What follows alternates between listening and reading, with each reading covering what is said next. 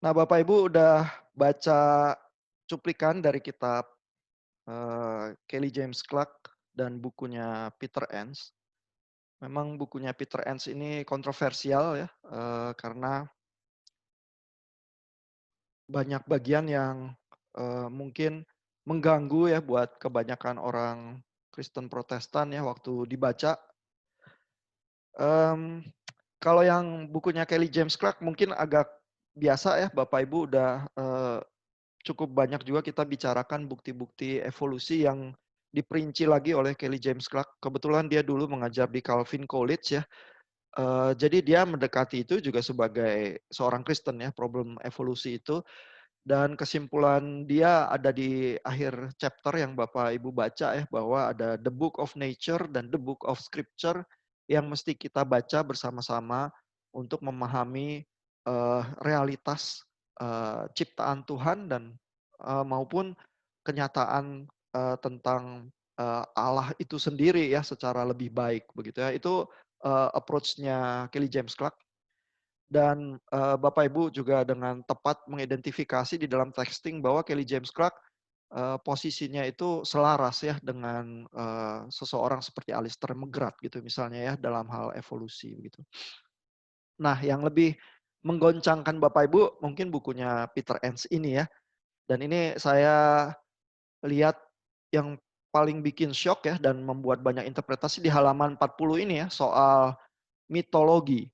Begitu ya bahwa Peter Enns itu tidak sungkan ya memakai kata myth di dalam membicarakan kitab Kejadian ya dan kisah-kisah narasi lainnya ya di kitab Perjanjian Lama.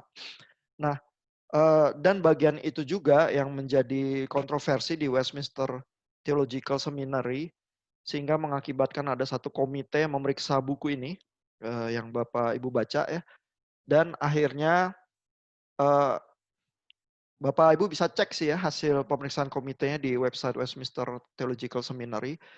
Di situ sebenarnya lebih tertulis bahwa Peter Enns itu tidak menyalahi ya keyakinan yang tertuang di dalam Westminster Convention atau Westminster Catechism begitu.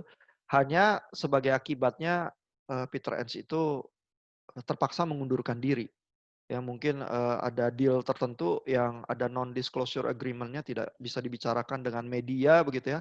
Tapi pada kenyataannya Pete Enns itu entah terpaksa atau dipaksa mengundurkan diri dari Westminster Theological Seminary ya. Jadi dan itu bukan kasus pertama ada profesor yang mengundurkan diri dari Westminster ya.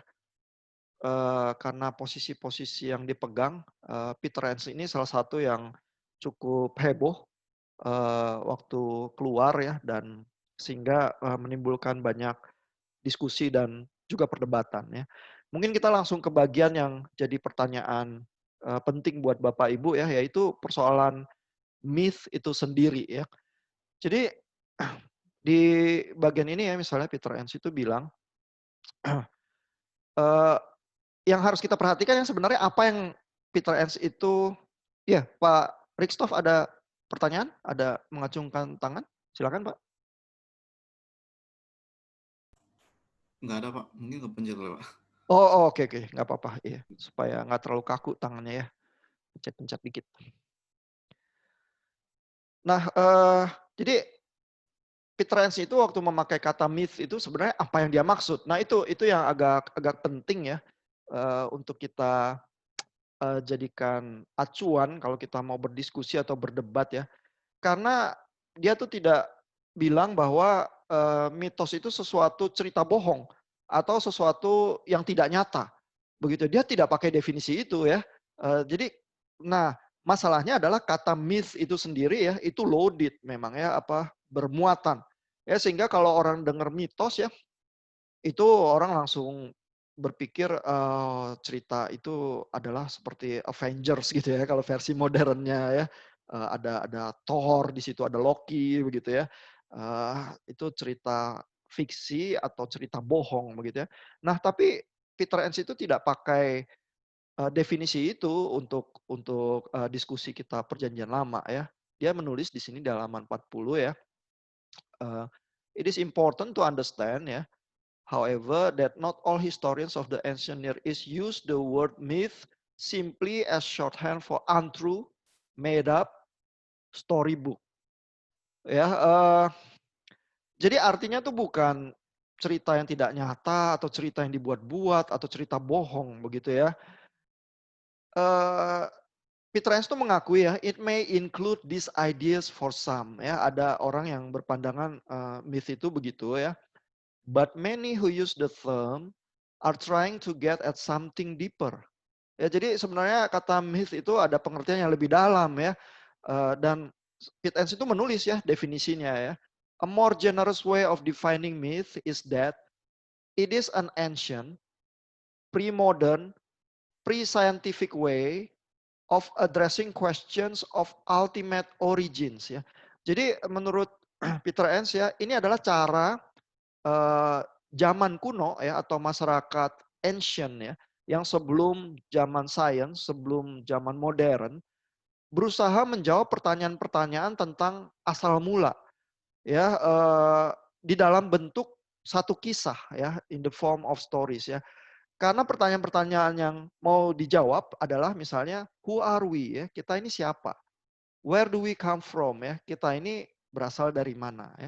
Karena kalau kita bisa menjawab pertanyaan-pertanyaan seperti itu, maka kita akan bisa punya visi ya tentang jadi meaning of life ini seperti apa? Ya kalau kisah kita permulaan manusia itu seperti itu, maka kita punya bayangan tertentu bahwa kita sebagai manusia hidup itu harus tujuannya apa? Kita mengarah kemana? Apa hidup yang baik itu sesungguhnya? Begitu ya. Nah, hal-hal itu tuh dijawab dalam bentuk kisah begitu ya, bukan dalam bentuk proposisi modern atau scientific begitu ya. Nah, tentu sains modern ya, kalau kita mau anggap sebagai mitologi juga begitu ya.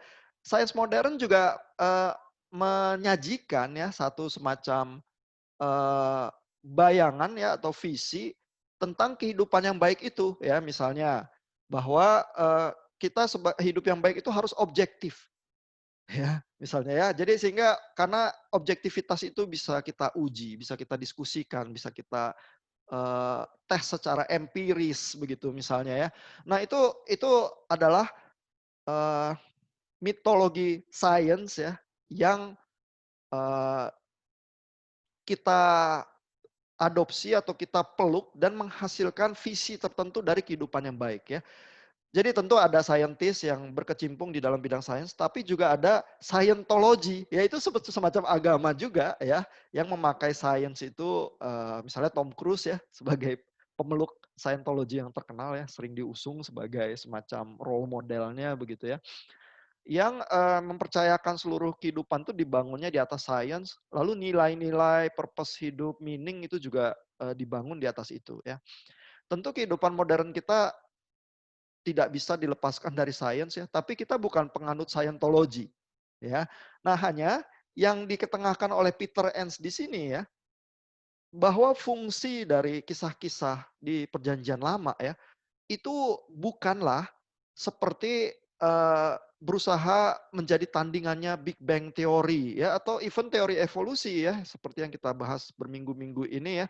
Karena masyarakat kuno di dalam menulis atau menjadi audiens terhadap tulisan yang semacam itu ya, bukan berusaha menjawab pertanyaan-pertanyaan sains modern, begitu ya. Dan genre ya atau genre dari kisah yang semacam ini itu secara teknis dibicarakan oleh Bible scholars maupun theologian itu sebagai myth begitu. Tapi itu artinya bukan cerita bohong, bukan juga cerita yang dibuat-buat, ya, bukan juga cerita yang tidak nyata ya, melainkan kisah yang menjadi tuntunan hidup karena menjawab pertanyaan-pertanyaan yang sangat vital tentang asal muasal kita dan bayangan atau meaning dari kehidupan yang baik yang harusnya kita jalankan. Begitu. Ya. Baik, Ya, sorry Pak, potong ya, mau nanya ya pas silakan Pak. ini terkait dengan ini, saya ingin apakah si Peter Enns ini berpikiran seperti ini? Oh, kalau kan dunia saat itu dengan cerita kan, dengan diceritakan, Ya, membuat sebuah cerita. Yang saya rasa seharusnya ini tidak terlalu jauh dengan cara kita orang Timur. Indonesia kan punya juga cerita-cerita betul. yang kita Cerita sebut rakyat ya. dongeng, ya kan? Ya. Dongeng rakyat, dongeng rakyat. Hmm. Yang pasti dalam setiap daerah itu kan punya cerita-cerita yang sebenarnya untuk menjawab juga. Kadang ada cerita kenapa, misalkan Malin Kundang, kenapa batu itu ada, gitu kan? Oh Malin Kundang, Ya. bla. Atau bahkan cerita untuk menggambarkan ya bisa juga tentang penciptaan. Ya. Penciptaan cuma diceritakan dalam bentuk dongeng, siapa yang turun, ya mungkin dewanya beda lah istilah itu seperti apa. Tetapi kan ingin menjawab seperti itu. Nah, apakah yang dimaksudkan Peter Enns itu misalkan kayak gini, oh itu kisah itu terjadi, kisah penciptaan terjadi, tapi kita sudah nggak tahu nih gimana caranya. Tetapi yang diceritakan oleh kejadian itu seperti dongeng, apa seperti mitos ya, dongeng-dongeng yang kalau di gambar cerita rakyat Indonesia, ya artinya untuk menjawab aja. Cuman kalau untuk tahu pastinya, kita nggak tahu seperti apa. Itu mungkin saja evolusi tadi, misalkan seperti itu. Cuma kan itu jadi genre daripada Genesis, ya apakah si Peter Enns itu yang mengatakan bukan seperti itu, kita nggak tahu, itu cuma sebuah penggambaran-penggambaran saja. Apakah itu, Pak? Saya mencoba mau mencerna itu Ya. gimana? Ya, jadi kembali ya kalau kita rasakan ya kata dongeng itu sendiri juga udah punya muatan ya. Kita langsung merasa itu dongeng itu kisah yang tidak nyata dan lain sebagainya ya. Eh, tapi kalau misalnya saya bilang ya, eh, saya ada kisah ya, saya kenal seseorang ya, terus dia mengalami ini dan itu sehingga moral ceritanya begini ya. Nah itu lebih netral ya. Tapi apakah orang itu kisahnya tepat seperti itu yang dia alami, ya, perspektifnya seperti itu? Eh, misalnya ini ya kisah orang Samaria yang baik ya. Itu kan sangat terkenal ya, tapi itu juga jelas parabel ya. Tapi apa tidak mungkin ya ada orang Samaria yang baik itu ya, yang memang di persimpangan jalan itu menolong orang yang dirampok, sementara imam dan orang Lewi itu lewat begitu saja ya. Dan Yesus memang pakai ya model kisah yang semacam itu ya untuk delivering his point ya, very strongly begitu ya, eee, sebagai kritik terhadap umat beragama yang di zamannya Yesus begitu ya. Nah jadi kalau kita mempertanyakan ya, apakah kisah itu berlandaskan pengetahuan objektif ya terhadap asal muasal alam semesta dan lain sebagainya, itu sendiri pun adalah pertanyaan modern ya, yang kita berusaha kenakan ya terhadap teks kuno. Ya, sementara teks kuno itu baik penulis maupun audiensnya mungkin tidak beroperasi dengan pertanyaan yang semacam itu yang mengganggu kita itu ya. Nah, itu sih yang berusaha Pete Enns lakukan ya, sehingga kita jangan beroperasi dengan cara yang cenderung anakronistik, walaupun menghindari anakronisme itu sulit ya. Saya rasa kita tuh kalau membaca memang selalu mau memproyeksikan pertanyaan modern kita kepada teks kuno, ya, karena kita berusaha aplikasi begitu ya. Tetapi di situ juga letak masalahnya ya, karena kalau kita terlalu cepat, apply begitu aja, tanpa kembali ke konteks aslinya ya dan dengan baik-baik dan perlahan carefully itu merenung di daerah sana ya, baru balik lagi dan berusaha aplikasi dengan lebih, wise begitu ya, maka cenderung aplikasi kita mungkin salah arah ya, misalnya kan banyak orang bilang, "Jangan memperlakukan buku Kejadian itu seperti kitab sains." Misalnya itu sebenarnya adalah semacam slogan atau adage yang berusaha menghindari kesalahan semacam itu ya, cepet-cepet anakronistik pertanyaan modern kita dikenakan kepada kitab PL, lalu cepet-cepet kita pakai aplikasinya ke zaman sekarang ya. Padahal kitab PL itu mungkin menjawab pertanyaan-pertanyaan yang lain, begitu ya.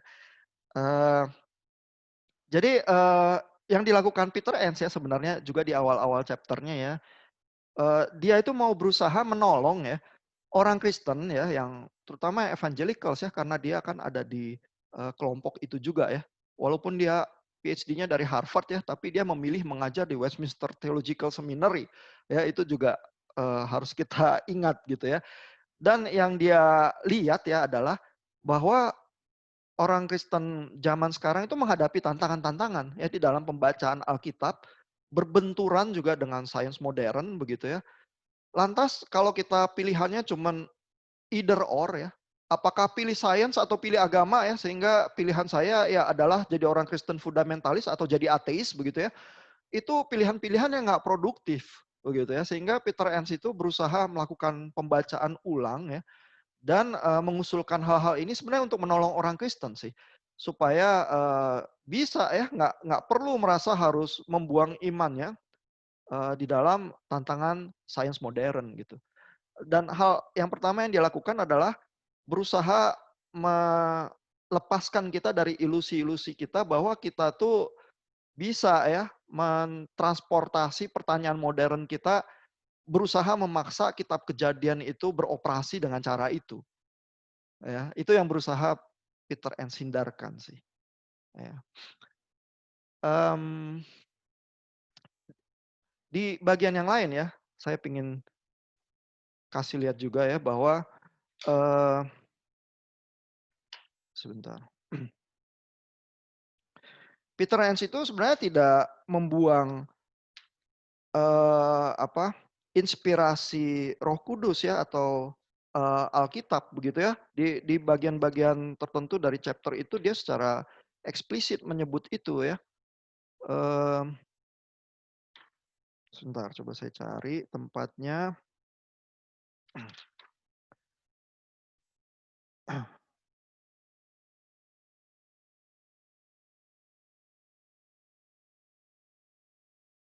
Ya mungkin halaman 49 ya.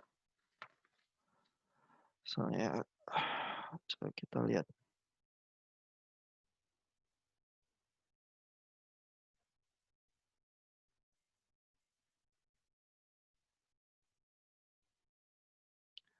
Makanya juga pemeriksaan, yang dilakukan di Westminster Theological Seminary itu ya akhirnya menunjukkan bahwa ya Peter Enns walaupun mengganggu gitu ajarannya, dianggap mengganggu dan mungkin dianggap, eee, berbahaya ya buat mahasiswa di Westminster sehingga akhirnya terpaksa keluar. Tetapi sebenarnya tidak bisa diklaim bertentangan ya dengan, Westminster Confession ya atau Catechism gitu ya. Nah ini ya, di halaman 49 bagian atas ini ya misalnya ya, eee to put it succinctly ya, jadi secara singkat kata Peter Enns ya, "The Spirit leads the church to truth." Ya, "He does not simply drop us down in the middle of it." Ya, jadi gereja itu mendorong atau menolong gereja, apa, Roh Kudus menolong gereja untuk sampai kepada kebenaran ya, bukan cuma sekedar kebenaran itu diturunkan dari langit terus sudah selesai ya, jadi makanya judul buku Peter Enns ini adalah Inspiration and Incarnation. Ya, bahwa Tuhan itu bicara dengan bahasa yang memang dimengerti oleh zamannya. Ya, dan hal semacam ini tuh diterima bahkan oleh Calvin sendiri ya, bahwa Calvin tuh menyadari di Alkitab itu pakai bahasa yang dia sebut dengan akomodasi. Ya, coba kalau Tuhan harus bicara ya hal-hal yang ilahi itu ya di dalam bahasa ilahi, ya nggak ada manusia yang bisa ngerti begitu ya. Kan terpaksa pakai ya bahasa-bahasa yang antropomorfik begitu ya. Allah marah begitu ya. Allah mengguncang, apa Allah punya tangan gitu ya. Jadi kita tidak mungkin ya menghindar bahasa-bahasa yang demikian kalau kita mau memaksa diri ya bicara tentang realitas ilahi ya tanpa bahasa-bahasa yang akomodatif, maka kita tidak bisa bicara apa-apa pada akhirnya. Ya, ya bisa ya apa, ada aliran teologi yang akhirnya di dalam kediaman itu, ya kita berefleksi tentang Tuhan begitu ya, karena menyadari bahasa apapun kita nggak nyampe mau bicara tentang Tuhan ya. Apofatik namanya ya, teologi yang semacam itu ya. Dan di Alkitab juga ada bagian-bagian yang menunjukkan itu ya. Elia misalnya ya, waktu ada angin kencang atau, apa, api yang hebat ya, itu Tuhan tidak ada di situ ya, tetapi Tuhan itu ada di dalam, eee, apa, angin yang diam, ya, angin yang sepoi-sepoi itu gitu ya. Atau Musa waktu melihat, Tuhan itu hanya melihat punggungnya saja ya dan di dalam kegelapan itulah dia berelasi dengan Tuhan yang menyingkapkan diri, tetapi yang tidak bisa sepenuhnya kita kenal juga begitu ya. Nah, jadi nggak ada cara lain kalau ada pewahyuan ya, itu pasti pakai bahasa yang akomodatif yang bisa dimengerti manusia. Ya, dan to say this is not a low view of scripture or of the role of the Holy Spirit ya. Jadi kata Peter S. eh, mengatakan hal ini ya, to say this ya, itu bukanlah merendahkan Alkitab ya, atau peran dari Holy Spirit ya, itu simply bahwa kenyataannya seperti itu ya. Nah, kita yang evangelical ya, yang Protestan itu sering mungkin ya kurang menghayati ya, bahwa doktrin pewahyuan kita itu mempercayai Alkitab itu bukan yang diturunkan plek begitu dari langit, didiktekan secara mekanis begitu ya ke para penulis Alkitab, melainkan penulis Alkitab itu merespons ya inspirasi Tuhan dan menuliskan itu dengan seluruh kepribadiannya, dengan seluruh bahasa yang sehari-hari yang dia pakai ya, pemahaman budaya yang ada pada saat itu dan seterusnya. Ya, sehingga sebenarnya yang dikatakan Peter Enns ini sangat tidak mengejutkan ya, nggak ada hal yang baru. Ya, bahwa pewahyuan itu sendiri, inspirasi itu sifatnya inkarnasional. Ya, bercokol di tengah-tengah keberadaan manusia itu sendiri. Ya, bahwa Allah itu adalah Allah yang Immanuel, yang ada di tengah-tengah kita. Begitu ya sebenarnya begitu ya. Apalagi di dalam Kristus ya. Sebenarnya kita juga mempercayai hal itu. Sebenarnya nggak ada yang mengejutkan. Hanya saja memang pikiran modern kita sudah membuat kita tuh punya praasumsi tertentu ya, sehingga membaca bagian ini dari Peter Enns itu kita sangat goncang. Ya, tapi kalau memang kita sangat goncang ya, ada kemungkinan ada hal yang sangat penting ya yang harus kita pelajari dari chapter-chapter ini gitu ya. Dan menurut Peter Enns ya, dia masih sangat afirmatif ya terhadap tuntunan Roh Kudus dalam pewahyuan Alkitab ya. Tetapi bilang bahwa Alkitab itu inkarnasional dan pakai bahasa akomodatif ya, menurut dia adalah simply to recognize what has been the case throughout the history of the church. Ya, bahwa memang di dalam sejarah gereja ya memang seperti itu ya, ada diverse views and changes of opinion over time have been the constant companions of the church and that God has not brought this process to a closure. Ya, jadi ada interpretasi yang berbagai macam yang berkembang terhadap Alkitab ya, dan Roh Kudus terus memimpin kita di dalam pergulatan interpretasi kita itu. Ya. Nah, saya rasa bagian-bagian ini ya yang menjadi sentral, sangat mengganggu kita waktu membaca, dan kalau kita memahami ya paling sedikit Peter Enns itu sudut pandangnya bagaimana ya, mungkin kita bisa tidak segalau itu sih. Ya. Mungkin segitu dulu, ada komentar lagi atau pertanyaan silakan.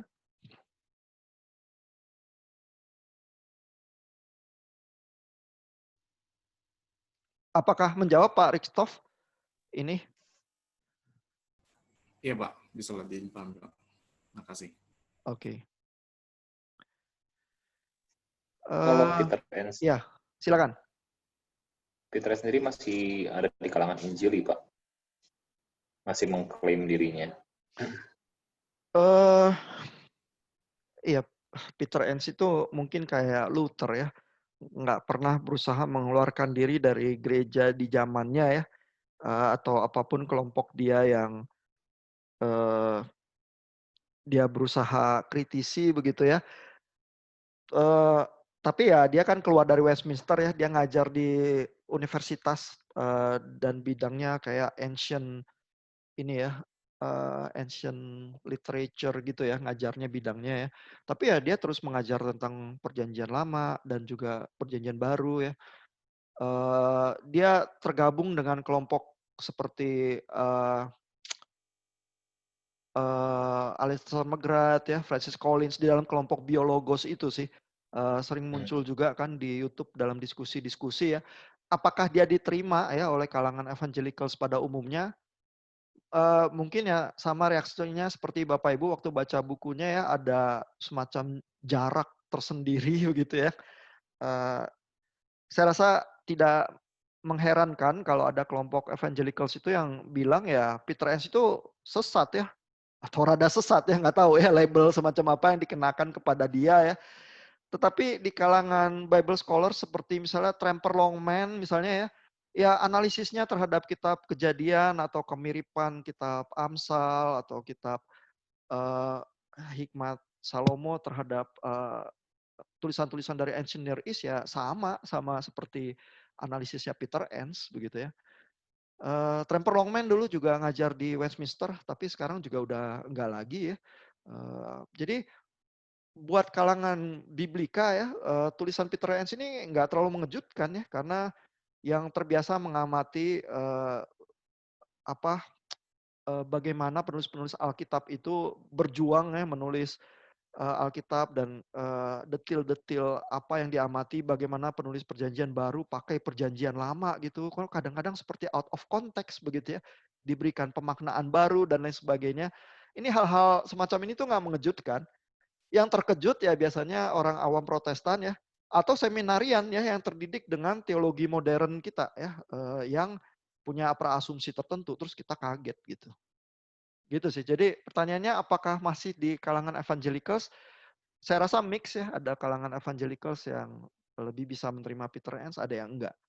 Ya, tapi karena kelas kita berkaitan dengan apologetika ya, dan mungkin hal-hal semacam ini sering dirasakan sebagai serangan, jadi saya pilih justru kitabnya yang paling kontroversial untuk kita pikirkan dan diskusikan sih. Ya. Biasa di bagian yang paling keserang itu yang tadi Bapak bahas ya, tentang Iya, karena kata myth itu sendiri kan bermuatan ya. Jadi biasanya orang walau tuh nggak sabar ya untuk sebenarnya dimaksud dengan myth tuh apa, tapi langsung merasa bahwa oh pasti maksudnya ini. Ya sehingga ini pasti Peter Enns liberal ya karena merasa bahwa Alkitab itu dia rendahkan ya, dia anggap cuma mitos aja gitu ya, sama kayak film Avengers di bioskop gitu ya. Ya padahal bukan itu yang dia katakan gitu. dia bikin definisinya dulu ya Pak ya sebelum menjabarkan gitu ya. Sebenarnya kan sudah juga ya di bukunya ya. Iya, Tapi kan dia Bapak bikin Ibu sendiri baca, tapi kan mungkin definisi itu juga bukan yang berusaha diacu dari awal ya. Ya masalahnya muatan itu ya dari kata itu udah sangat kuat sih di dalam pikiran kita sih. Jadi kita memang, saya rasa ya kalau saya mau bicara tentang hal-hal ini dari Alkitab ya saya cenderung nggak akan pilih kata myth itu karena memang lebih cenderung menyusahkan sih. Saya mungkin akan bilang kisah kejadian gitu aja ya karena kisah itu lebih netral ya. Saya juga nggak akan pilih kata dongeng gitu misalnya karena dongeng itu bermuatan juga begitu ya. Atau fiksi gitu ya, fiksi itu juga bermuatan gitu ya. Itu kan semua kata-kata yang kita bisa pakaikan kepada kisah tertentu ya. Sementara orang kuno itu tidak punya ya muatan-muatan itu dan buat dia kisah-kisah ini tuh memang real ya kalau kita mau pakai kata itu ya dan memberikan tuntunan hidup gitu ya.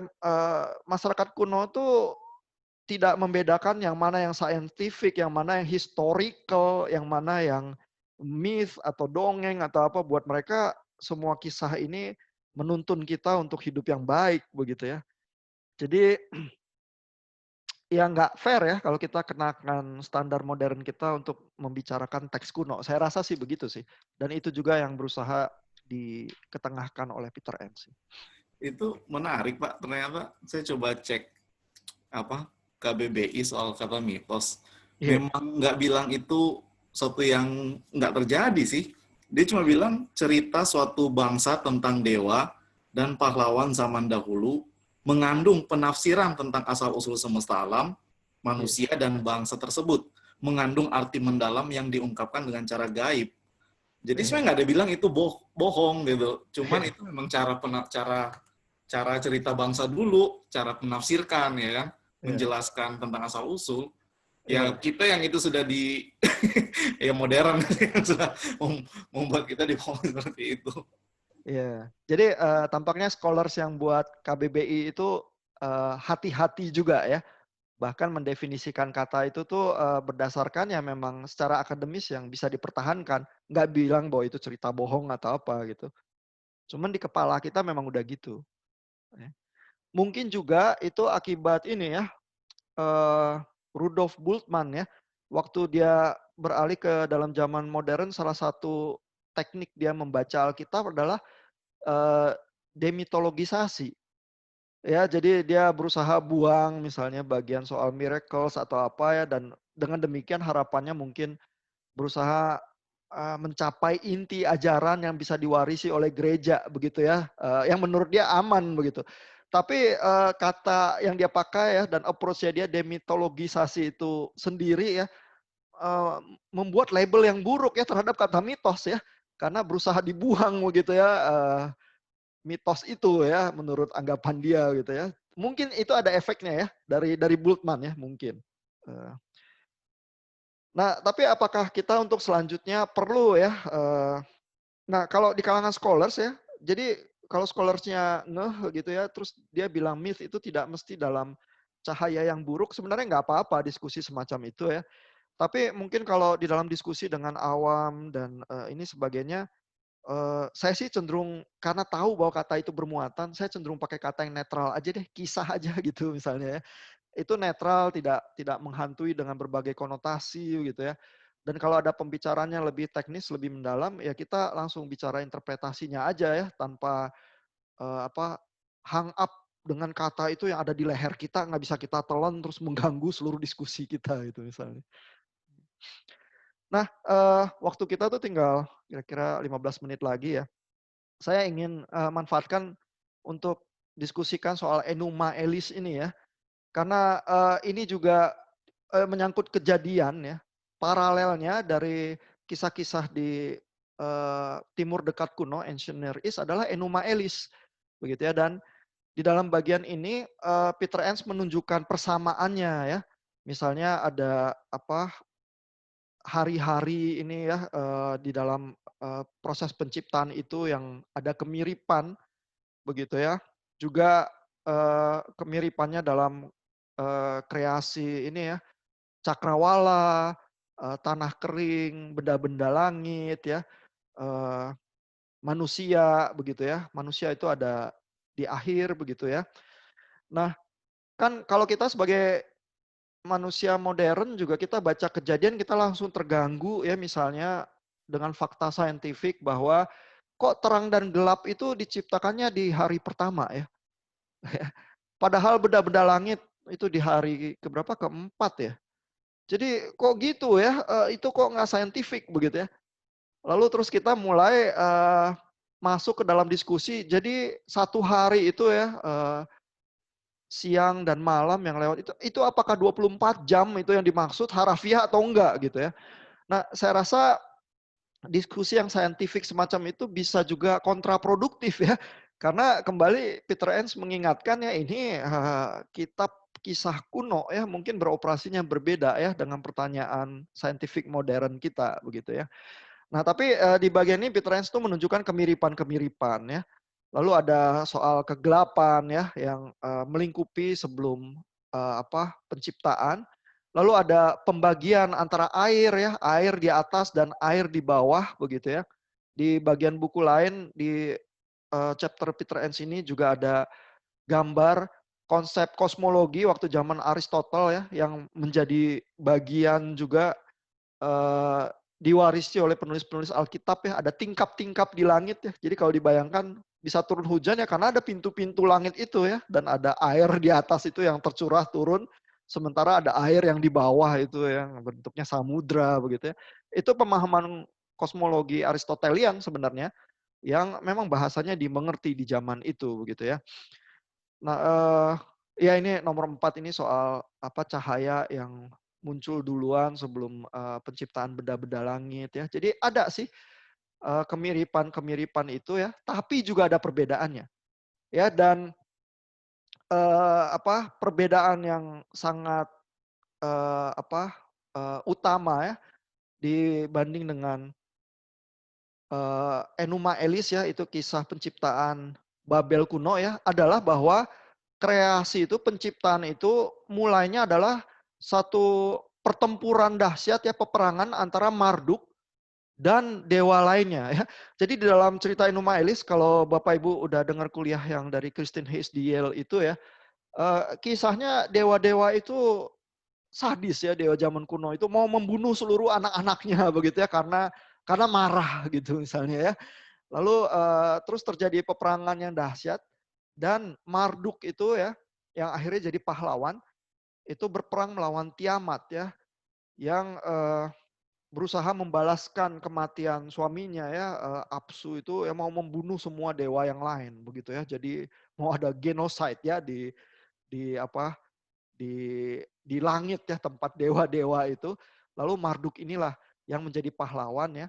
Dan penciptaan dunia itu penuh kekerasan ya, begitu Tiamat itu kalah dan badannya dibelah begitu ya, dan dari belahan badannya itulah muncul alam semesta ini ya, karena ada air yang di bawah dan di atas itu begitu ya. Dan Marduk dan Tiamat ini dewa-dewa air ya, berhubungan dengan kekuatan-kekuatan dahsyat di zaman kuno ya. Eh, itu satu kemiripan lain juga ya, kenapa air itu menjadi komponen yang penting juga ya di dalam kisah kejadian begitu ya.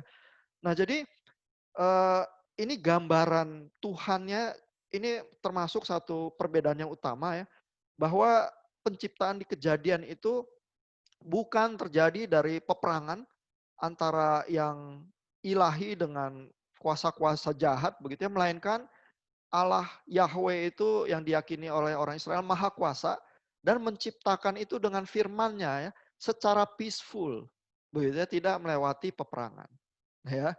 Nah, lalu kan Marduk ini menang ya. Marduk ini menang sehingga dia kan waktu mau bertarung itu meminta ya, dijanjikan bahwa nanti akan duduk di tahta kerajaan langit itu ya, dan menjadi dewa yang utama yang berkuasa begitu ya. Dan karena Marduk sudah berkuasa ya, maka siapakah gambar dan rupa Allah Marduk itu ya? Itu adalah Raja Babel ya. Karena Marduk itu yang menjadi penguasa di Babel ya, karena sudah berjasa ya menyelamatkan alam semesta itu dari angkara murkanya Tiamat, dan bahkan menciptakan alam semesta ya dari mayatnya Tiamat itu ya. Sehingga Raja Babel itu adalah gambar dan rupa, image dari Marduk itu ya, yang kejayaannya itu memberikan otoritas ya terhadap Raja Babel begitu ya. Nah, sehingga dan di dalam cerita Enuma Elis itu manusia itu seperti apa asal usulnya? Ada Bapak Ibu yang udah nonton filmnya? Ada yang udah mengikuti cerita Enuma Elis? Manusia itu bagaimana?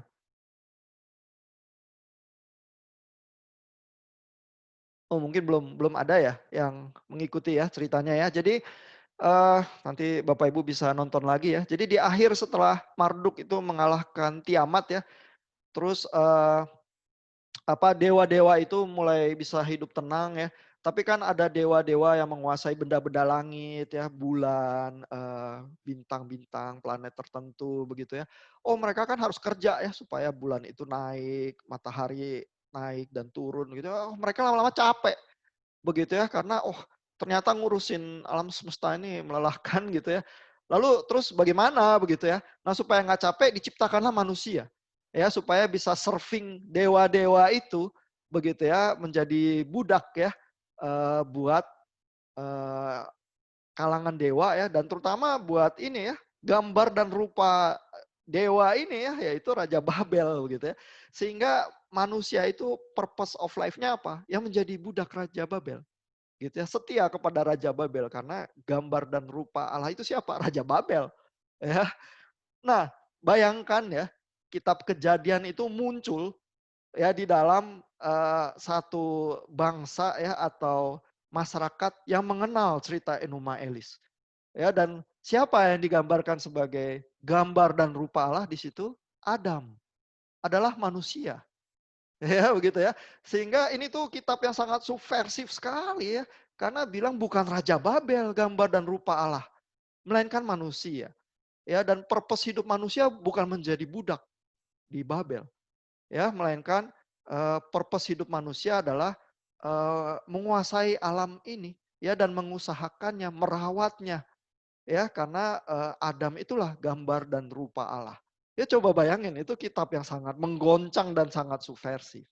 Ya kalau kita bacanya seperti itu ya, maka mungkin kita mendengar kisah itu sama seperti penulis dan audiensnya karena kisah itu sekarang embedded ya, berinkarnasi ya di dalam memang kisah-kisah penciptaan Ancient Near East yang memang ada pada saat itu. Gitu ya. Nah mungkin untuk hari ini waktu kita cuman bisa sampai situ sih ya bahas Peter Enns. Banyak sekali bagian-bagian yang menarik ya dari chapter yang saya pilih ini. Nanti minggu depan kita coba lanjutkan. Tapi mungkin ada sedikit pertanyaan atau komentar dari Bapak Ibu. Apakah makin galau atau sedikit terobati kegalauannya atau gimana? Silakan. Sebenarnya Peter Enns tuh meresponi fakta-fakta kan ya Pak ya. Dia menemukan fakta-fakta dan menawarkan cara pembacaan yang baru kan sebenarnya Pak ya.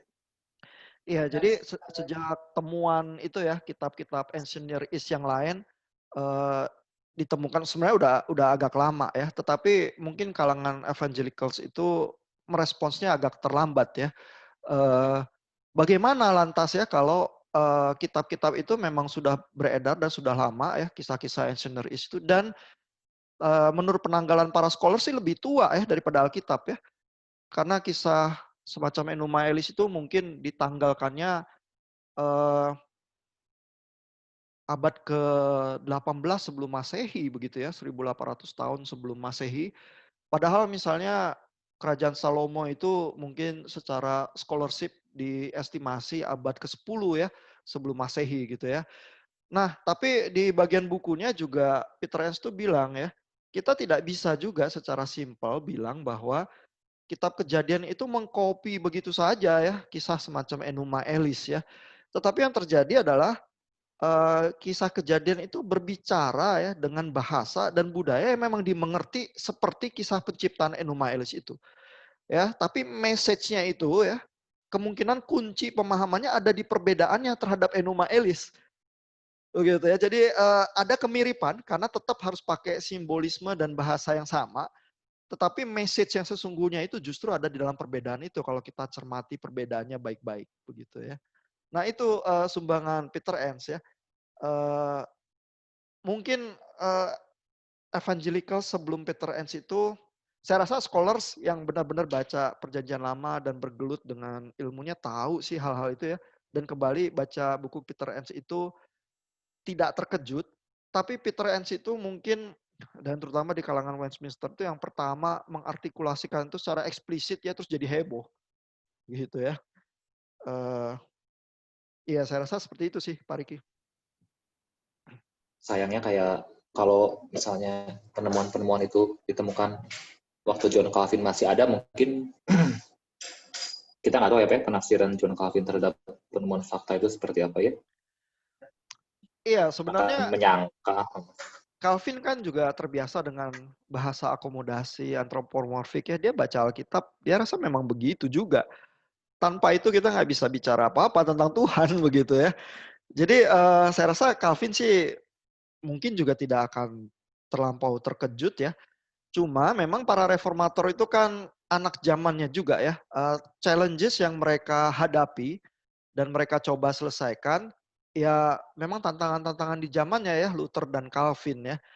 Nah sehingga pertanyaannya buat kita adalah, ya apa reformasi kita itu hanya berusaha menarik ke abad ke-16 begitu saja? Ya, apa kita tidak berespons lagi juga terhadap tantangan yang kita hadapi di zaman sekarang dan melakukan pembacaan Alkitab yang fresh lagi juga ya untuk tantangan zaman sekarang gitu. Saya rasa kalau Calvin hidup zaman sekarang dia mau kita melakukan tugas itu sih. Tinggal kita aja seberapa rajin melakukannya gitu. Dan seberapa berani mungkin ya Pak. Ya butuh keberanian juga betul.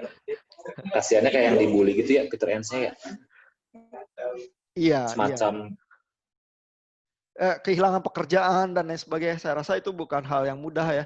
Tapi scholars selevel dia mendapatkan pekerjaan baru juga bukan hal yang sulit sih. Jadi mungkin sih kerugiannya adalah ya gereja ya kalau yang menolak dia dengan terlalu cepat ya. Saya juga ingin mengomentari beberapa texting ya. Saya ingat Pak Charles itu bilang bahwa kok agama terus ya yang diinterpretasi ulang dan malleable gitu ya. Dan pakai kata malleable itu dari Alistair McGrath ya. Tapi kalau kita perhatikan Alistair McGrath ya, dia justru pakai kata malleable itu untuk science. Ya. Dan science itu malleable, bisa cocok untuk teisme, bisa cocok untuk ateisme kata dia ya. Sebenarnya jadi kenyataannya kali kedua itu ya, baik teologi maupun sains, dua-duanya sama-sama fluid. Ya, dua-duanya tuh sama-sama cair, sama-sama malleable kalau mau pakai kata itu begitu ya. Tinggal kita menyadari atau enggak. Kadang-kadang entah kita di sains atau di teologi ya kita maunya yang garis keras aja. Ya, kita mau teologi yang rigid begitu ya, kita kayak berlatihnya main kuda-kuda yang berdirinya keras gitu ya di tanah ya. Tapi begitu kita disuruh berdiri di sungai pakai kuda-kuda yang semacam itu jatuh. Gitu ya, karena sungai itu arusnya kadang-kadang liar dan menggelora gitu ya. Kita tuh harus kadang-kadang berusaha adaptasi, mengalah, maju pelan-pelan ya, mengalahkan arus sungai itu ya. Nah, salah satu teolog profesor saya tuh pernah bilang bahwa berteologi itu kayak jalan di sungai itu, ya bukan seperti main kuda-kuda keras itu, dia bilang ya. Dan dia kebetulan teolog hitam ya di Amerika yang dengan black theology juga bisa penuh kesulitan ya karena mainstream teologi itu teologi putih ya kalau di Amerika ya. Sehingga buat seorang hitam berteologi itu seperti bermain musik jazz ya. Kamu kalau dilempar nada itu nggak langsung dibuang atau dihajar ya, kamu berespons terhadap nada itu dan bikin harmoni yang lebih indah begitu ya. Dan main itu improvisasi begitu ya. Dan berteologi itu semacam itu juga ya, ada tantangan modernnya zaman sekarang kita merespons dan mencoba bikin harmoni yang indah yang muncul dari kekayaan Alkitab itu ya. Bukan berusaha main kungfu keras begitu ya. Kungfu keras bisa bisa kalah juga sih kali ya zaman sekarang. Ya. Mudah-mudahan itu menjawab juga ya keresahan-keresahan kita. Thank you, Pak. Ada pertanyaan, komentar yang lain sebelum kita berpisah?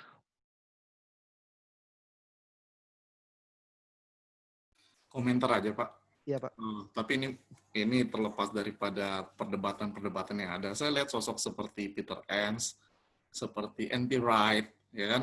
Itu kan kontroversial. N.T. Wright kan dengan New Perspective Paul, gitu kan.